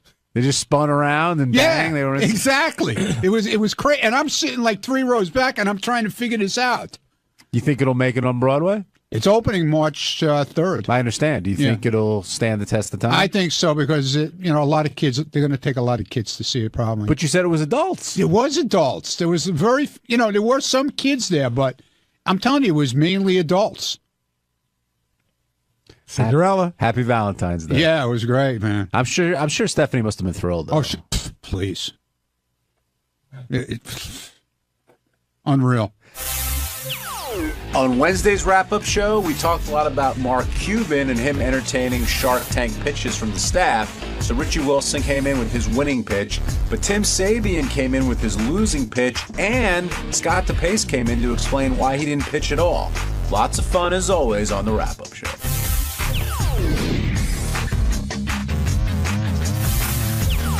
Mark Cuban also came by, and he was a great guest. He was all fired up, a lot of energy, had a lot of fun things to say.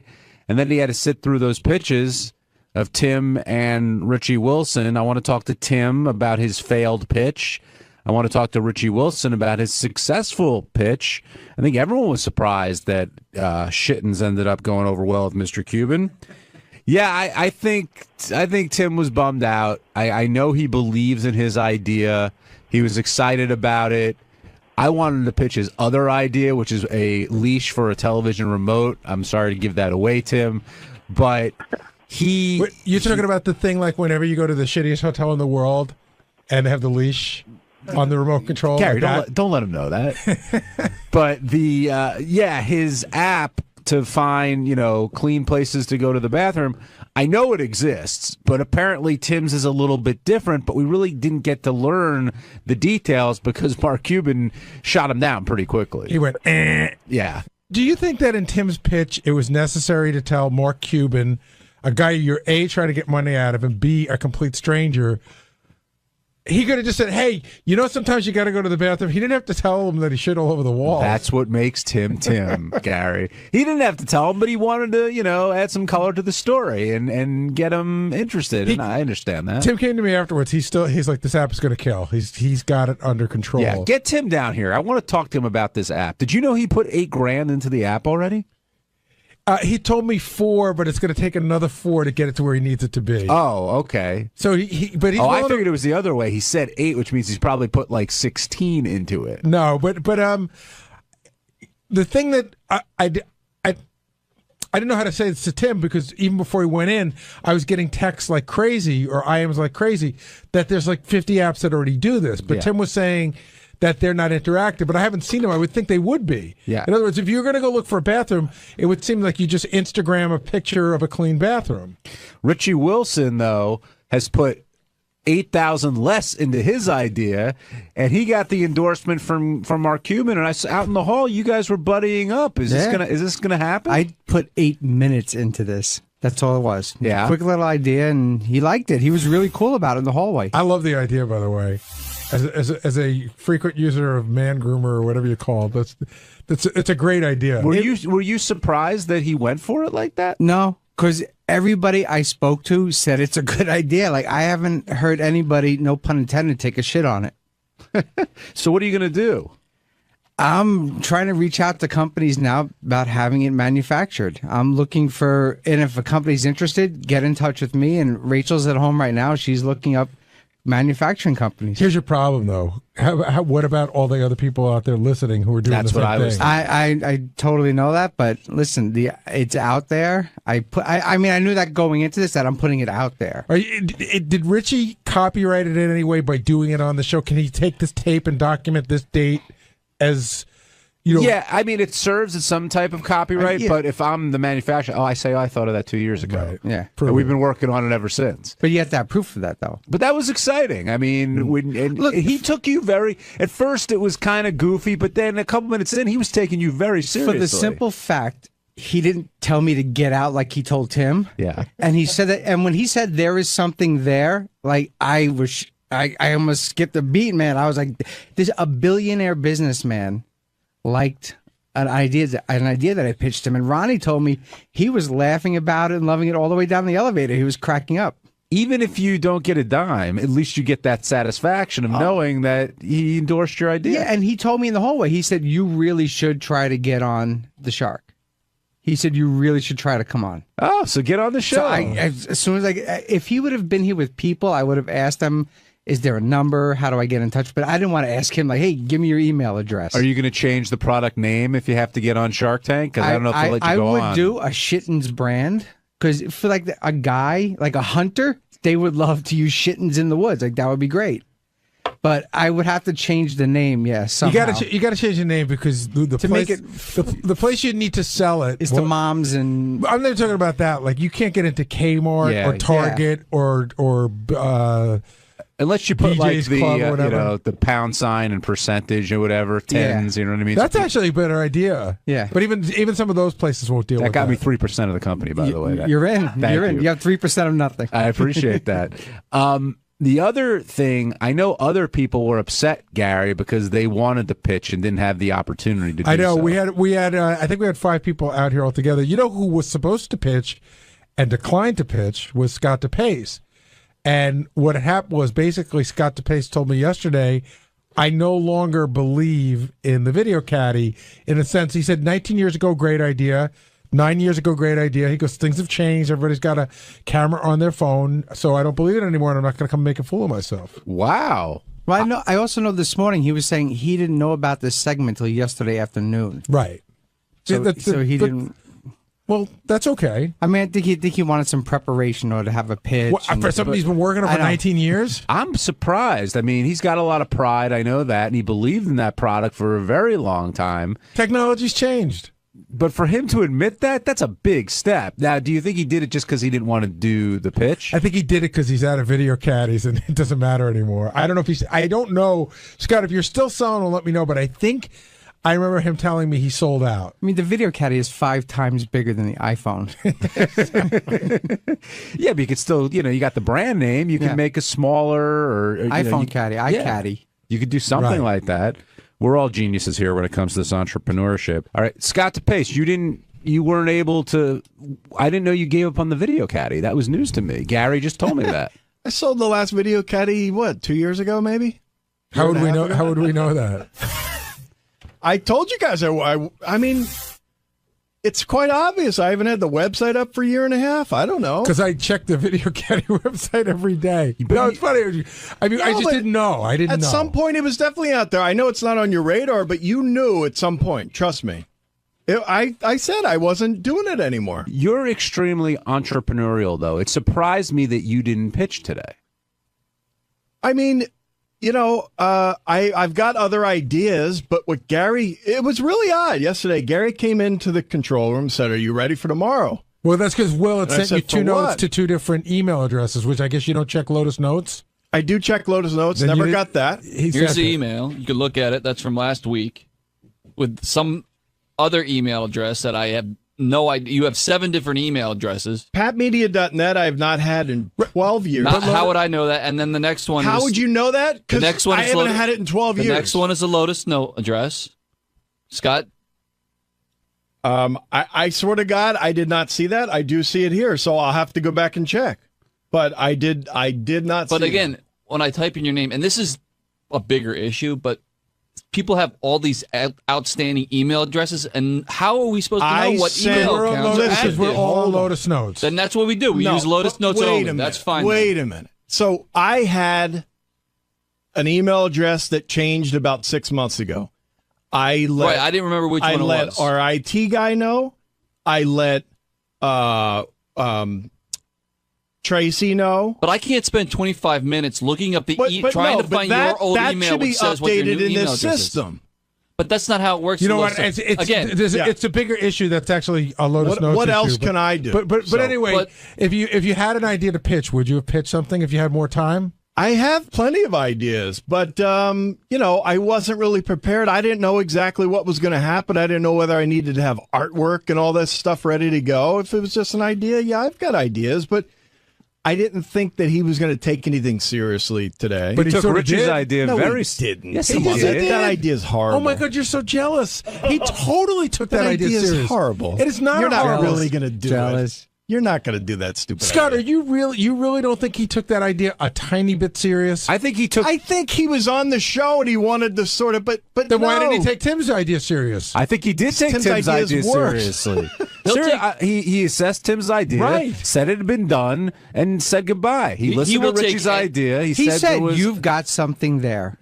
And I don't think he was doing it to be a nice guy. I wouldn't invest $1 in that idea. I mean, but you don't have a dollar like him to give. A wife would do. You sure I do. A wife would do just as much as a glove. How do you take the glove off? I don't know. To me, but that's the best thing about Shark Tank is they really don't care what the idea is. Can it make money? If it makes money. If Richie proves that Shittens is a moneymaker, he'll invest. Why wouldn't he? For the guy that made Post-its, he said, I'm going to put glue on the back of a notepad. And people would have said that's stupid. And they made billions off it. You can't just... Fail. It's the same type Why of are thing. you so frustrated by this? I'm not. I'm frustrated trying to explain why I think Shittens is a stupid idea. And I don't think Mark took that seriously. I think he was...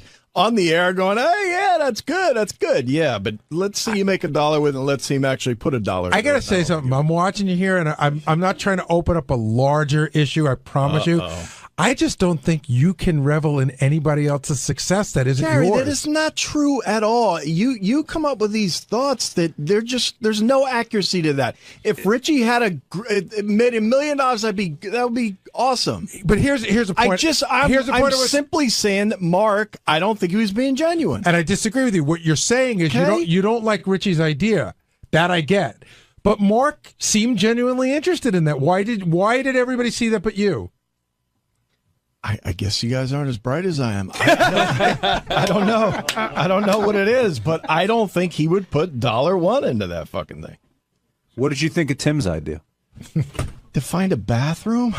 It was an excellent idea. I don't think I think I can find a bathroom quite easily without an app. Why was Yelp bathroom. so successful? Was what? Yelp for restaurants. That's it. But that you're getting a review. You don't review a bathroom, how clean it was. No, I think that's what Tim is saying, that people are taking pictures and reviewing the bathroom. Here's a clean bathroom in a 25-foot vicinity. Well, listen, I mean, I could shit in a porta-john. My wife does want a clean fucking place, so maybe there is something to it. I don't know. I wouldn't invest in it. Tim, were you discouraged at all? I know you've put a couple bucks into this. No, not at all. Not at all. It just propels, and I love challenges. And let's follow through with this thing and see where the challenge goes. Where did you come up with this idea? It wasn't from the incident here. Well, no, it was. I was thinking about this, and I went online and I looked at a couple of things, and I saw what they were, and I saw how the ugly meter took off. I saw how Yelp worked. I saw that there were applications on the web or on iTunes and so forth that were that identified restrooms, but this has other layers to it and other services to a potential user. So I thought, why not? What other? I mean, I know you don't want to give away the tricks of the trade, but what other services could it possibly have? Well, there's communication. There's a rating service on it. There's other, community type things where you can participate. There's Wait, how do you participate in the bathroom? Because you tap pictures. your foot and you can find gay guys. Yeah, exactly. Yeah, exactly. So but you take pictures. You upload the pictures. People, it's like a lot like what Yelp is. Scott, what are you making faces for? You think this is a dumb idea? No, it's not. Of course. It's not a dumb idea. I don't know. I don't see I it. think it's a really short time to guys just start putting pictures of their junk on there. That too. And then you'll be a millionaire. Exactly right. And Tim, you put $8,000 into this? No, not $8,000, but it's. I put about $4,000 into it just to check it out and understand it, and to realize what it's all about. You should talk to me. I've got plenty of good app ideas. How did the Then video caddy do? Why did you use any of them? Yeah, because I'm too ballsy to invest $4,000 like he did. I mean, I'm not ballsy enough. Sorry.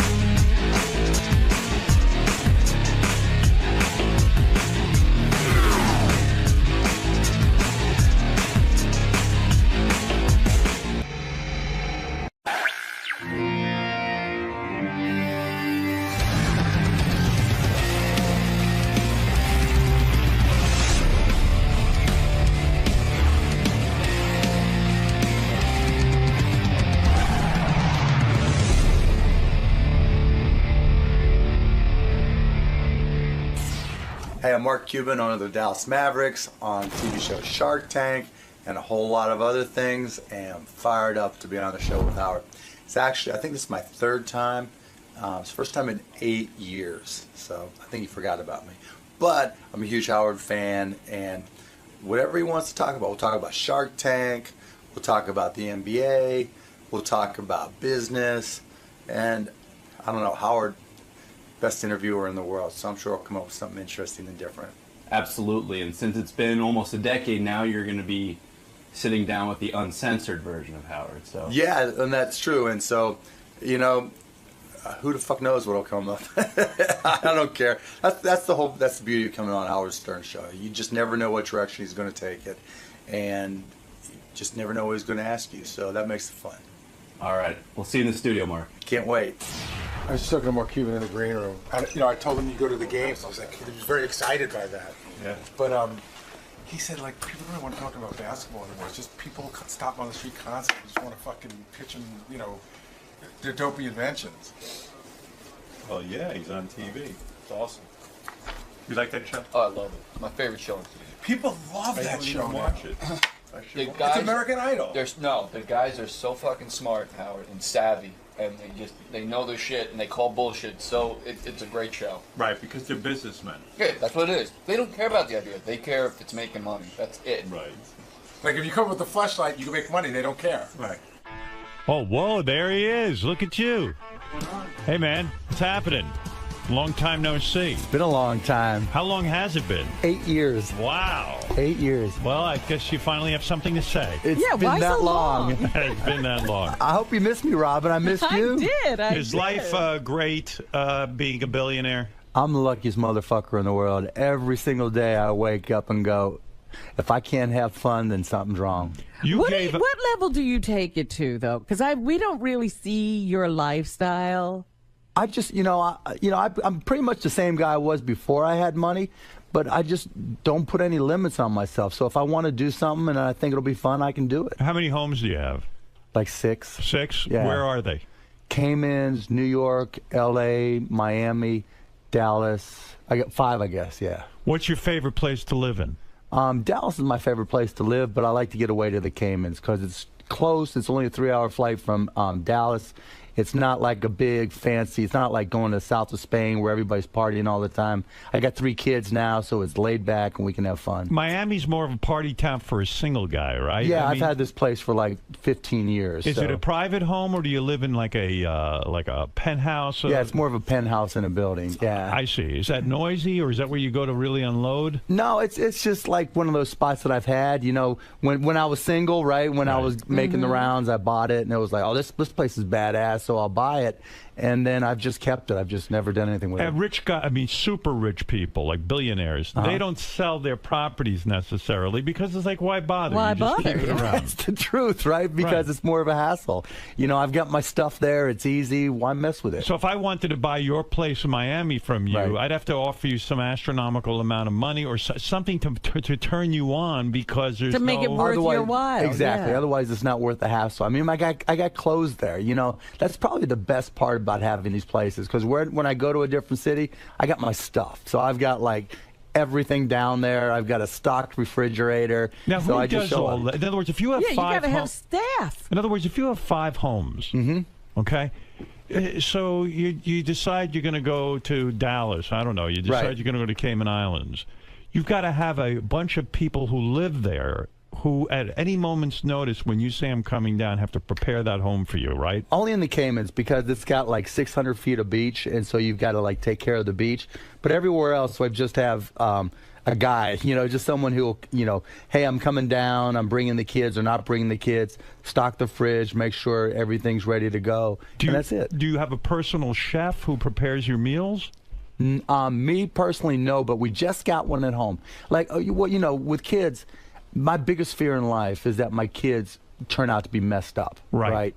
And so at home, my kids are 3, 6, and 9. Right. And so we have a nanny that works probably 8 hours a day, 5 days a week. A nanny for each kid, or just one nanny? No, just one nanny. One nanny. Oh, you're so cheap. Come on now, Robin. I know wealthy guys who have a nanny for each kid. Really? Yeah. See, to and me, they're around the clock. No, we won't do that. Like, our nanny's there to help. With 3 kids, if you can afford help, you get the help, right? Sure. And then after that, when she's gone, it's just normal, right?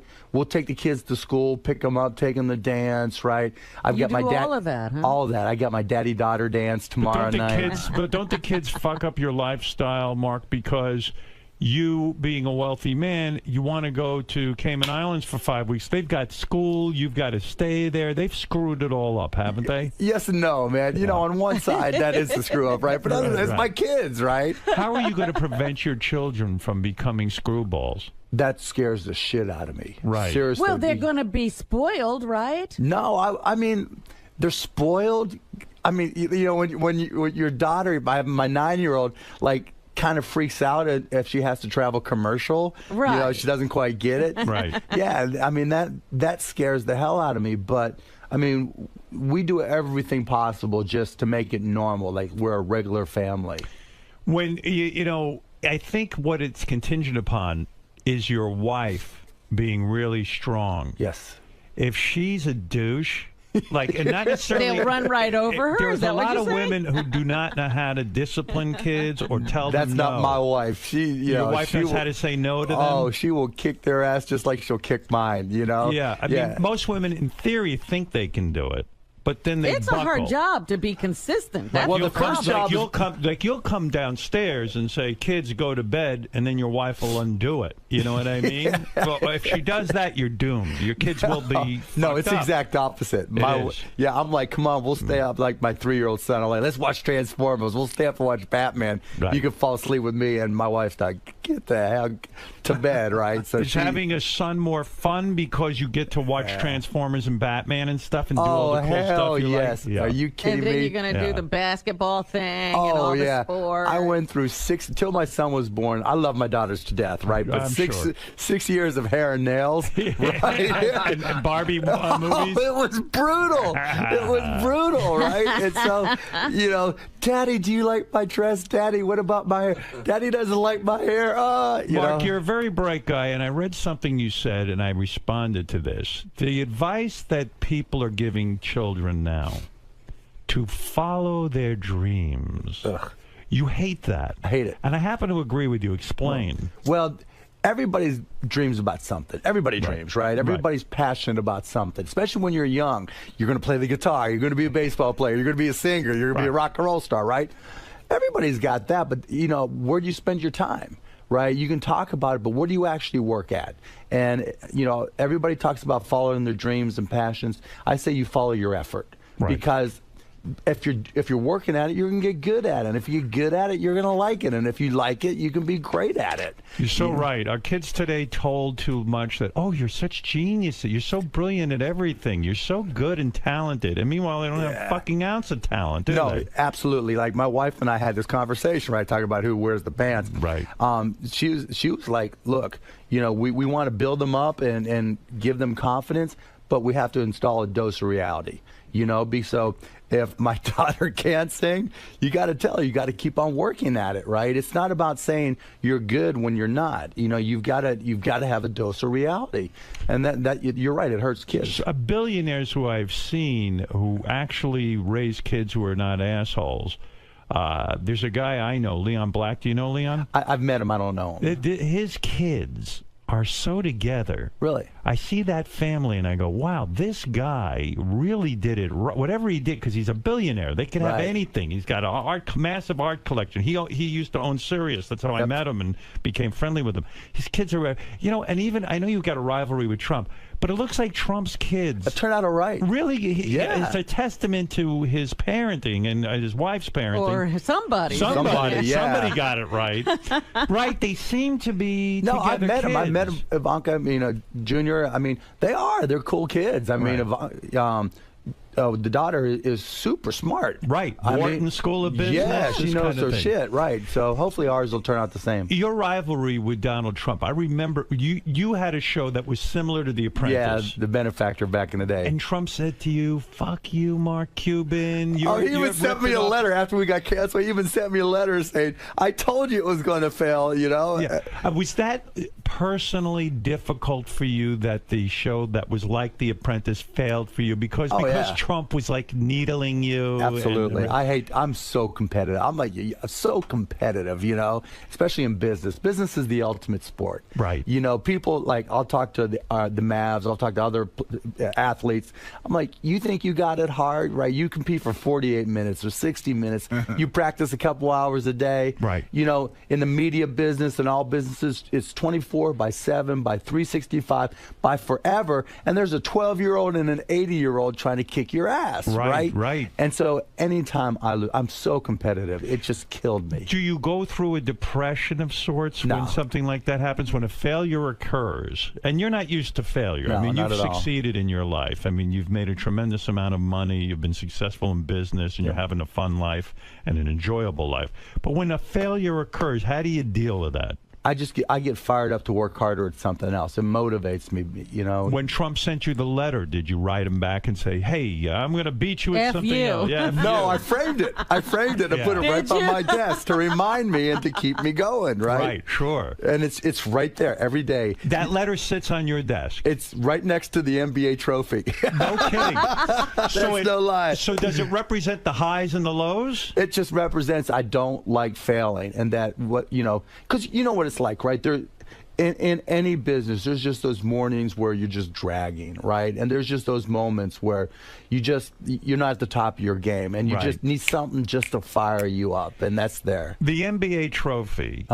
Is it true you went out that night and got a $90,000 bottle of champagne and drank it? Yep. What is a $90,000 bottle of champagne? What does it taste like? It tastes great. Does it? Do you think you'd know the difference between... Absolutely not. Right. But since I was so trashed when I got it. Is that something you do because it's just because you've got the money? And because I can. Why shouldn't I try it in life? Because I can. I've worked hard. Absolutely. I'm a charitable guy. I'm this, I'm that. But maybe I could blow $90,000. But don't you, as a guy who didn't grow... I don't know. You didn't grow up with a lot. Oh, no. My dad was an upholsterer. Yeah. When you spend $90,000 for a bottle of champagne, I don't care how much money I'll ever have in life.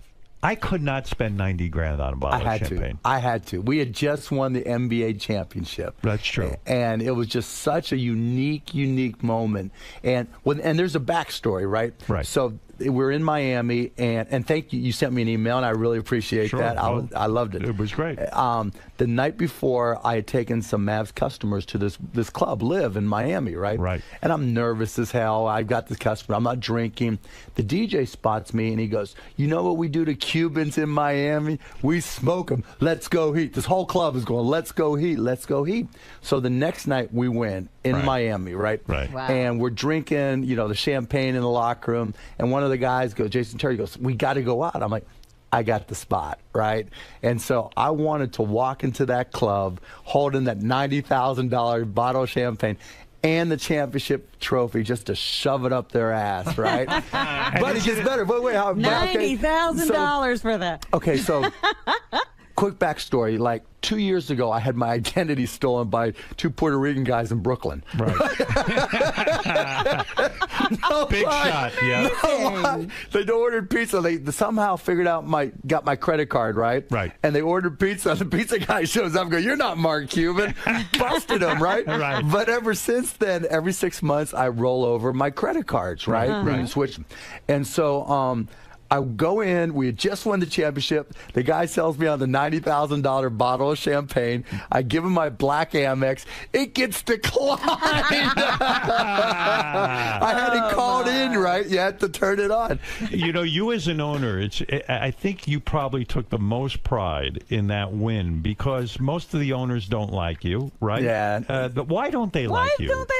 Because you're flamboyant? Yeah, it's changing some, because the old school guys didn't like me, but they're selling the teams or dying off or what. Yeah, but so there's a newer generation of owner now who kind of looks up to me because I've been doing it. Entrepreneurial. Yeah. You're out there meeting the fans. You're doing your thing. No, it's like, look, if it's your company, people better know how to get a hold of you, right? I mean, it's your deal, and you represent it every minute of the day, and so they don't like that. But now it's kind of changing, and then now it's like, are you going to be the next Mark Cuban as an owner? As a spectator, I love watching basketball. I don't follow it like as precisely as most people, but it is some sport You to don't watch. follow it, Howard. But I go Hey, to Gary the told me Knicks game. you're going to the Knicks games now. I've been going for years. I love watching masterful athletes play. It's amazing, isn't it? These guys really are just phenomenal. Yeah, they're the best athletes. Basketball players up and down that court. I don't know how the hell they do it. It's incredible, and the effort. People don't really appreciate just how fast and how big they are and how difficult a game it is. I mean, you talk about, owning a team, and you found it so enjoyable. But when you went to buy a Major League Baseball team, the owners kept you out of baseball, right? Yeah, basically. Why do you think they did? They were afraid I'd spend too much to win, and I think they knew I would do anything to win. I mean, legal, within. And that's bad for the sport? Was that your MO in basketball? Absolutely. That you went out and said, I'm going to get the best talent. I'm Whatever going to hire it takes. the best guys, whatever I got to do. Whatever I got to do, yeah. And the owners in the NBA freaked out about it. And there's a couple guys that also own Major League Baseball teams that had the power to keep me out, and they did. Did you end up But overpaying? other teams, wouldn't they want to do the same thing? No, they can't. See, the difference between the two sports, Robin, is in baseball there's no salary cap, so there's no limit on how much you can spend. Right. Whereas in basketball, you could kill there's people. Yeah. Yeah, you could just crush them. Right. Yeah. And did you end up overpaying for a lot of players?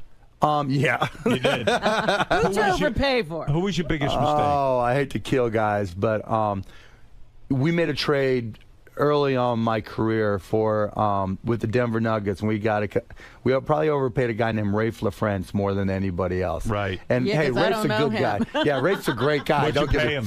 I think we gave him a $45 million contract, and then as soon as we realized it was a mistake, we traded him. When you're writing those kinds of checks, because ultimately it comes out of your pocket. Oh, right? yeah, absolutely.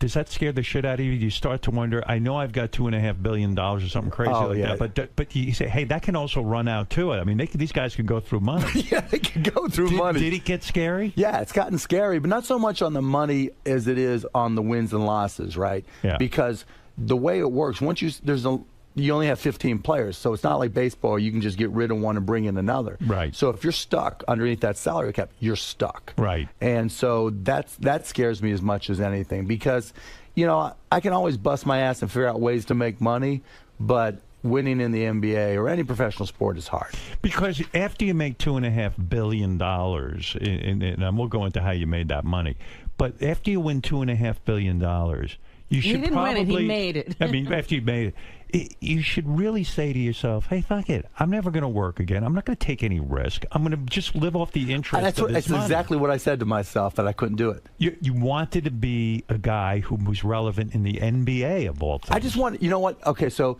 I was a Mavs season ticket holder before I bought the team, and I would just go to the games, be a fan, and they sucked. Right.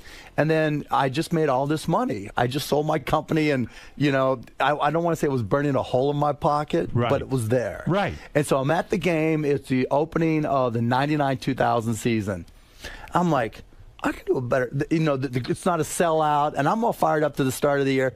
And I'm like, I can do a better fucking job than this guy. Right. Right? So I'm like, hey, wait a second. I'm a rich motherfucker now. Right. So I'll buy the team. In a sense, you're right, because don't you always feel like a poor guy even though you have $2.5 billion? Yeah. I mean, look at me, right? Yeah, but that takes a certain psychological leap, because you got to go, man, I've got $2.5 billion. I'm not going to run out of money. That was the hardest part. Yeah. That's and you know too, right? That's the change. That's the transition where it's like, okay, I don't want to lose who I am, right? And I don't want to, you know, lose, you know, grasp of, you know, the traditions of my family, my background and everything.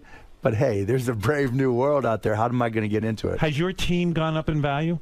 Mm-hmm. If you sold the team now, what would you get for it? I mean, what would be your price? Probably, I mean, I wouldn't sell, I mean, the only price where I'd have to at least consider it would be $1 billion. $1 billion? Yeah, I wouldn't consider less. What did you pay for it? $285. $285 million. Right. And now you think the value would be about $1 billion. I wouldn't sell it for less than that. I mean, if someone third party were valuing, they'd probably say $600 to $700 million. So it was a very good financial move for you. It wasn't bad. Yeah, it wasn't bad. Do you have partners in that, or you? Some of the guys that were partners in the team before I bought it stayed on as minority owners. Right. But I have complete control. Yeah, they believed in you, and they said, "Hey, we're going to stay on." That is unbelievable. It is. And you know, luck seems to not luck. You make very smart decisions. No, Howard. I'm a lucky motherfucker. No. Let's be honest. Let's be honest for a second. I read something about you that just blew my mind. I didn't even know this. The airlines used to have a lifetime ticket. Yeah. You could buy the American Airlines? American Airlines Air Pass. And I carried around just to remind myself. The American Airlines Air Pass was, what did you pay, $145,000? $125,000. All right. For $125,000, you get this card. Right. And this card entitles you for the rest of your life. Me and somebody else. You and someone else can fly for free. Anywhere. And you can also they have to kick off somebody off a flight if you are flying. Yes, I can just walk up to any. Now I've transferred to my dad now, right? Yeah, you can do it. It's transferable. One time. Wow. One time, right? So I transferred to my, but because now you fly private. Right. I was 29 years old when I bought it, right? Yeah. And I used to walk into clubs. You had $145,000 to blow on an airline. Yeah. Well, see, my first company I sold for $6 million, and I was 29. What was that company? It was called Micro Solutions. We did local area networks, wrote software, technology type stuff. Right? Okay, so you had $6 million, and even still, you said to yourself, "Hey, that's a good deal. $145,000 for the rest of my life. I can fly an American." American Airlines, what a dumb fucking move, right? Yeah, $145. Well, back then they just wanted corporate accounts, right? And I remember, so I just sold that company. I was 29. My buddies, what do you do? Buy a car, buy a house? I'm like, nah. We're sitting at one of those old school steakhouses that have the phones there, right? Yeah. So bring me the phone, right? I'm fucked up out of my mind. We're doing shots. And I'm like, hello, do you guys sell lifetime passes? And they're like, yes, let me put you through. And so the next day, hangover and all, I bought one, and I would go out with my buddies. One time, one of my buddies like, "Oh, Mark, your 30th birthday's coming up. It's the Olympics. Let's go to Barcelona." I'm like, we just walked right to the airport and went right to Barcelona. How many people do you think in this world bought an American Airlines Air Pass? I don't, maybe too many because they stopped selling. They stopped the program. That's what I'm saying. I mean, it's a really dumb thing for them to do. Yeah, I remember sitting there going, okay, maybe it might cost me 12 cents a mile. You know, what a deal. So Well, I remember there used to be a Vic Tanny. Ever remember them? Yeah. They were like an exercise place, and Yep. they would sell lifetime memberships. They went out of business because you can't. You gotta renew these things. Prices go up. I mean, the price of gas now and fuel. I mean, it's crazy. This is crazy. It's crazy. I mean, and I loved it. I mean, literally, I would walk into clubs, and I would be, talking to some girl, and I'm like, let's just go to Vegas. Wow. Oh, you must have been getting laid left and right. I was having fun. Absolutely. And the weird thing is that they have to guarantee you a seat also. Yep. And what happened? One time you went on and they threw off a very famous person. Yeah, for Magic you. Johnson. Magic Johnson. Yeah. What, are you kidding? Now, he was in other words, because you had this pass. Yep. They had to throw someone off. And he got the low stick. He got the small stick. Did Magic Johnson realize you were the guy? Oh, no, he had no idea who I was. But you saw him going on. Oh, obviously I know who Magic Johnson was, and right? You must have been like, holy shit. Yeah, I'm like, no, with the blonde, right? And I'm like, yeah. Get the fuck out. Yeah. Excuse me, sir. Yeah. What a great story. It was great. It was a story. Does he know? Does he know? Did I've said it to him, but he don't remember. Yeah. Yeah, he's not going to think about it. But do you get to pick who gets kicked off? That would even be better. Yeah. Another 20 grand. Kick off Magic Johnson. Money is a good thing. Money can buy you happiness, can't it? You know what? If you're already happy, it can make you a whole lot happier. You seem very happy. Getting back to baseball for a second. If had you become an owner, it would have been very exciting for you. What was the team you tried to buy? I tried to buy 3 of them, actually. I tried to buy the Pirates. What did you offer for the Pirates? I didn't make an actual offer for the Pirates because I talked to the guy, said he wouldn't sell. Because I grew up in Pittsburgh. Right.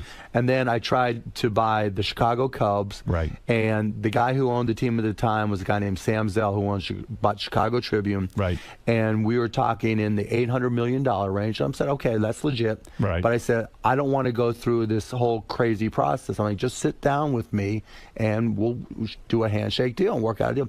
He wouldn't sit down, and so I made an offer for like $800 million, and somebody paid more.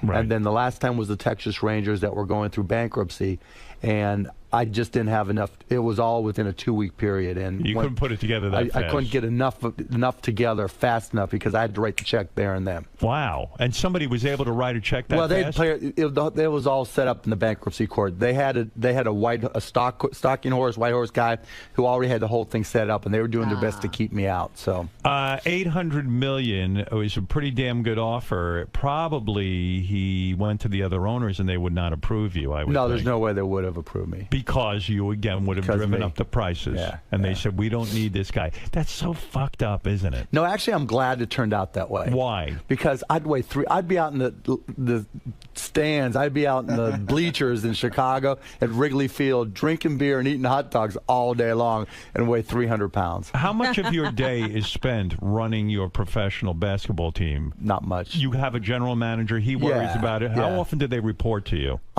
It just goes in streaks. So, like, right now is the trade deadline's coming up tomorrow. Right. And so we'll talk all day today and tomorrow. Right. And then during the summer, same type of thing. We'll talk all during the summer because of free agency. And why do you want to talk to them? Because you want to know what your budget's going to be? You want to know, hey, how much do you guys really want to spend for this guy? Well, I'm more involved in that, right? It's not just about the money. It's like which players, what's the goal, what are we trying to do with the team? And, it's like a stock portfolio. Even though your broker may be the guy, right, you still have to understand and make the final decision. So I have to make the final call. Do some owners stay completely absent from that kind of thing? Yeah. They do. They just say, here's the budget. But I'm, and my guys already know me, right? It's like... Right. Because right now we won the championship, and then we had a lot of older players, and so we let some of our guys go. And we're not rebuilding, but we're regrouping under the new collective bargaining agreement. And so now is a more difficult time for us. So it's more important decisions. So I'm more involved. If I'm a GM, do I want an owner who's like you, or do I want a hands-off owner more? Depends what kind of budget he gives you, I guess. Right. But I mean, if you have an unlimited budget, then that's what you want. Do you have an unlimited budget? No, because with the new NBA rules, you can spend, if you spend stupid, you can't fix your mistakes. Like, they just changed all the rules within the past 18 months after we had this big lockout, right? And so in the past, when you made a mistake like Rafe LaFrance, I could just trade it away and just spend more and fix the problem. Now you can't just spend more to fix the problem. What's in your mind, the number that a budget should be for your team this year? Well, now because of the rules, we'll only spend, I think, $60 million in salary, which is the lowest since I've been there. Yeah. But that resets us to go out and spend more. So the way the new deal works is you have to take a step backwards for a year, maybe 2 years. Then you can start spending the money again because you have room to spend the money. So it just changed. Don't you think with the hit show Shark Tank, you've had your revenge on Donald Trump, that you're now part of a hit show? The show's a hit. Oh, it's killing it, and we killed The Apprentice now. Did you write? Did you write Donald? Oh, I did. I told him. What did you write? What was the note? Oh, I just tweeted him, right? I just tweeted him. I said, hey, Donald, look at your numbers, look at our numbers, and you decide. And did he respond to that? No, he didn't. He did not. And look, I love to pick on Donald, but because he fights back, right? Right. But I like him. I actually do like him, but I just like to pick on him. He's an easy target. Let me understand something about Shark Tank. It's you and a couple other guys. 4 other guys. Who sit there, because you're rich guys, you actually would put up your own money. If you hear a good idea, you will invest in it. Our own money. How many ideas have you invested in? I don't know the exact number. I think 10, 12. I don't know the exact number. You took your own money and you said, hey, that's a great idea. Yeah. Have any of them made money? Yeah. Oh, yeah, all but one. One's breaking even, one's gone out of business, and the rest are making at least a little bit more. What is the idea that went out of business that you thought was going to be good? It was a company called 𝗏𝗄𝗏. It was Netflix for toys.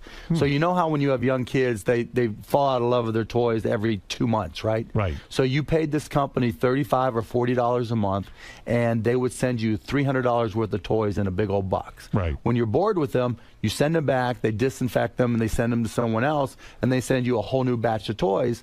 So your kids get new toys every couple months. Right. And you just swap them out all the time. And we used it at home, and my kids loved it. Yeah. But the lady who was running it just, she couldn't get her act together. She didn't know what to do. She would, we would sit down and talk to her and say, okay, do A, B, and C, and business will grow. And when she would do it, things would go well. And when she wouldn't, she'd lose customers. So how much money do you lose on a deal like 𝗏𝗏𝗏? 𝗏𝗏𝗏 lost $100,000. $100,000. Yeah. But that's okay because you make it up on these other businesses. More than make it up. What's the best one you invested in? The best one so far, there's been 3 or 4 really good ones. The best one, it looks like it's going to be this company called Surfset Fitness. Well, go ahead. These guys, hockey player and his girlfriend in New Hampshire like to surf. And you can only surf for a couple months, at most in New Hampshire. That's right. And so he took a surfboard, and when you go to the gym, they have these bonsai balls, things that you can work on your balance and everything. Yeah. Right? So he reconfigured something like bonsai balls, put it under a surfboard, tied it all together, and recreated the effect of surfing indoors. Wow. And so he made it into like a formal product, and he sells them to gyms now, and gyms teach classes around these boards. And it's almost like Zumba, where the gym buys 10 of these boards, and every class they charge like $25, $30 a class, and he collects money when he sells the boards and every time they teach a class by a certified instructor. And so he did, when he came on the show, he was doing $18,000, $25,000 a month. He'll do $5 million this year. Wow. And his margins are 30, 40%. Wow. Easy. And it can keep on going up from there. Hey, let me understand something. If I want to learn how to surf, do you think that I could sort of master the technique by just using the board? Yeah, absolutely. And then I have no danger because I've You always won't wanted. fall in the water. I've always wanted to surf, but I'm 59 years old. I don't want to kill myself, and I don't want to get eaten by a shark. It's good and bad though. So I went and did the class, right? Yeah. And so I'm 54, right? So I'm getting confident, right? And I do this little jump, right?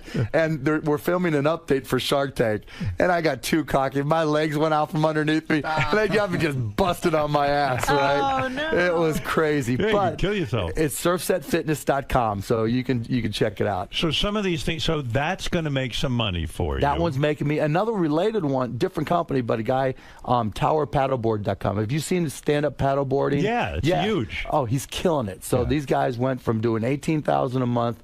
They did. His show was like a year ago. He did $2.1 million this year, and he'll do $3 million this coming year. And what is he selling? He sells stand-up paddleboards. Oh, and inflatables and regulars. But isn't he competing with a bunch of other companies? Yeah, but he's got a great product. It's Why less was his expensive. product so great? 2 reasons. One, it's less expensive. It's well done. It's less expensive, and it gives you a bunch of options in size and inflatable, so you can carry it around, blow it up, whatever. So if you go to, like, if you have a summer home or you just summer vacation, you can't leave your board there, then you use an inflatable so you can take it with you back. So and you forth. don't. So you put up the seed money for this guy. How much did you put up on that one? I think $300,000, I think, and he's been growing so fast. I've given him some additional money to help finance his receivables, to help him continue to grow. Wow, no kidding. Yeah, that is unbelievable. So the show is a success. You know, I would think that on the sly, the network gives you some dough to give these guys. No. It's not like that's that. actually the worst part of the show, right? Yeah. Because giving up your own money. Well, not your own money; it's the time. Do you get paid to do the show? Yeah, we get like $18,000 an episode. Nothing. I see. It's not about that. No, it's it's that not about you're that. getting the opportunity to hear these That's ideas. Exactly. And actually, you know, because to get on the show, people will push down the valuations of their companies. Right. Because they had 40,000 people apply to present products on the show last year, and I think 125 made it.